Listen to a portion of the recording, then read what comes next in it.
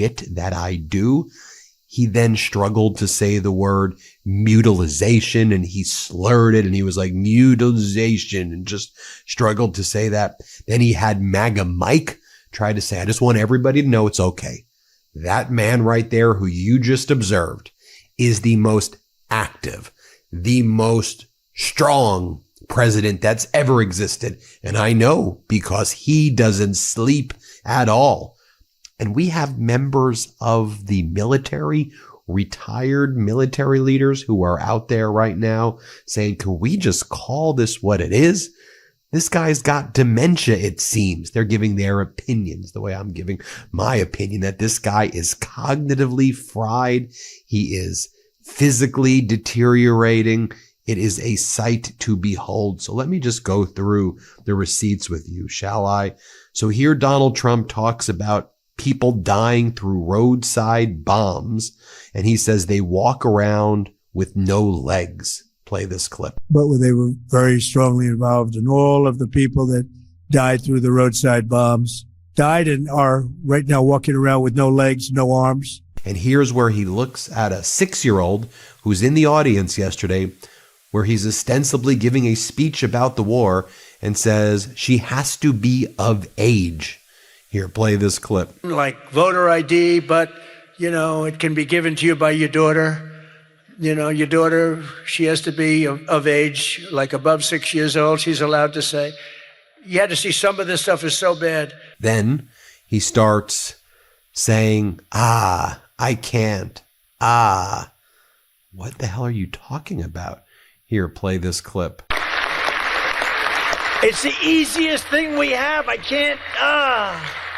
It's the easiest thing we have. Then this is where he says, no other president can do the shit that I do. Play this clip. But, they've said this about a lot of things. No other president can do some of this shit I'm doing. No other president. The things I'm doing, nobody else was going to do it.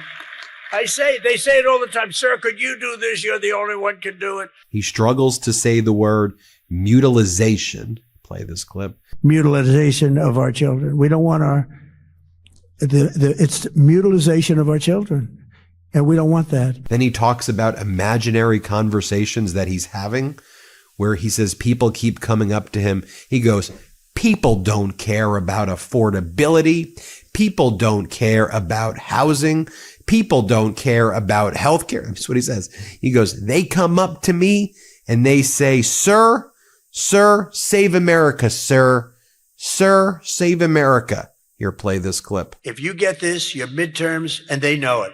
For 2 reasons. Number 1, they won't be able to cheat. And number 2, the people are demanding it. Every time I go out, save America, sir, Save America Act. We want the Save America Act, sir. That's all they talk about. They don't talk about housing. They don't talk about anything. That's what they talk about. And if you send it up there, you're going to win the midterms at levels that you can't even believe. And you're going to win every election for a long time until somebody really screws things up. And hopefully that won't happen. And then he's asked, hey, Donald, what is this whole war about? Like, what are you trying to really accomplish here? Because you're no longer saying you want regime change. You're okay with the Islamic Republic in charge. It's no longer about getting rid of the enriched uranium. I guess you're okay with that. And Trump goes, let me tell you what this is really about. This is about helping China. Helping China? Why would we do this? That's what this is about. This is all about making China great. This is what he says. Here, play this clip. About the Strait, you mean? Yeah, well, I want to keep it open. I want to keep it good. It doesn't pertain to us so much as it does to China. We're really helping China here and other countries because they get a lot of their energy from the Straits. But hey, look, we have a good relationship with China. It's my honor to do it. Yeah. And then Donald Trump refers to the Iranian people as menacing. It's menacing. He's like having paranoid delusions about not the regime. He's calling the Iranian people menacing. The question was, you promised to help the Iranian people, but you're not. So are you going to help them?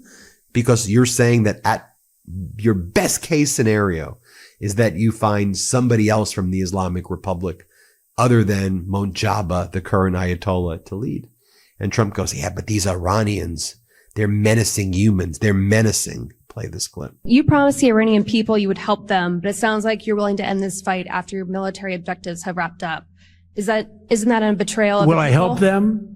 I'd like to, if they can behave, but they've been very menacing. You know, they're great people.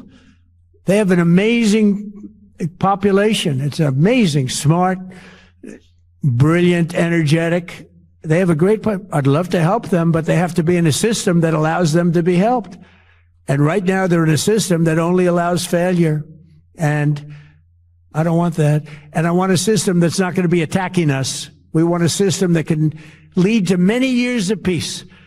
And if we can't have that, we might as well get it over with right now. Yeah, please. So then after Donald Trump finishes speaking right there, he then goes and makes a social media post where he's posting prophecies.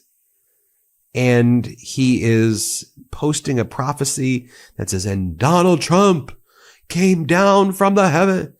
Just watch this, play this clip. And I will not forget the gatekeeper that watched over New York, who will once again stand and watch over this nation, says the Spirit of God. It shall come to pass that the man that I place in the highest office shall go in whispering my name. So here's what retired military Major General Paul Eaton had to say. He's like, this guy's got dementia, man.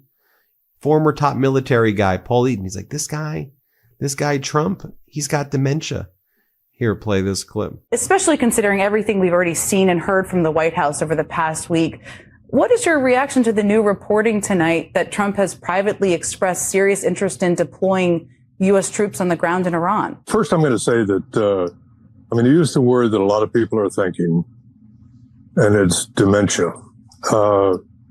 We have a situation where some would call a malignant narcissist is unfortunately drifting into a state of dementia that is difficult to manage here. With respect to your question, moving ground troops into a 93 million inhabitant country, Persians have a history of extraordinary bravery in combat. They have a history of extraordinary culture and maintenance of their current and their past and their future. So the idea of moving troops into the state of Iran, bigger than Texas, and working ground warfare with all the logistics associated with doing logistics in a great big country, we're talking pretty difficult stuff here. We're not talking Iraq. This is something much bigger and much more problematic than Iraq, and it looks like Iraq 2.0 when you look at the failure to plan for the next step in this venture that the Trump administration has started upon. So Donald Trump is asked, okay, well, why'd we do this war? Can you clarify again? And then Trump goes, based on what Steve Witkoff, Jared Kushner, and Pete Hegseth were telling me, I thought Iran was going to attack us. So now you're changing the story from you did it because you said Israel was going to attack Iran, so you had to do it first.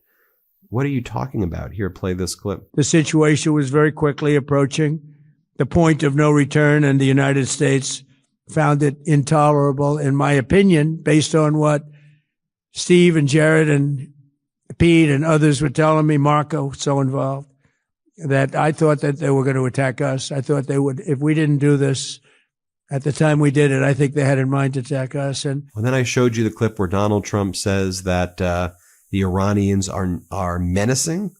Then he says they're quite nasty. Earlier in the day, he says, Chuck Schumer, that Palestinian. He calls him a Palestinian. He goes, Chuck Schumer's a registered Palestinian, and he wants to protect Iranian people. Those Iranian people are nasty. We're calling the Iranian people nasty, and you expect you're going to get their support.